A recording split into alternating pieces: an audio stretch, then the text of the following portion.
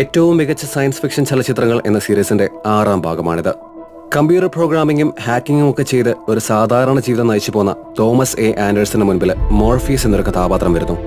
എന്നിട്ട് അദ്ദേഹം തോമസിന് മുൻപിൽ 2 പിൽസ് വെച്ച് നീട്ടുന്നു, ഒരു നീലയും ഒരു ചുവപ്പും. 99-ൽ വച്ചോവസ്കീസ് എന്ന 2 സഹോദരികൾ ചേർന്ന് സംവിധാനം ചെയ്ത് പുറത്തിറങ്ങിയ ദ മെട്രിക്സിന്റെ യഥാർത്ഥ കഥ ആരംഭിക്കുന്നത് അവിടെ നിന്നാണ്. നമ്മൾ കാണുന്നതും അറിയുന്നതും തന്നെയാണോ യഥാർത്ഥത്തിൽ യാഥാർത്ഥ്യം എന്ന് ചോദിച്ച് അന്നുവരെ ഒരു സയൻസ് ഫിക്ഷൻ ചലച്ചിത്രം എന്തായിരിക്കണം എന്ന ധാരണകളെ പൊളിച്ചടക്കിയ ഒരു മൈൻഡ് ബ്ലോയിങ് ഫിലിമായിരുന്നു ദ മാട്രിക്സ്.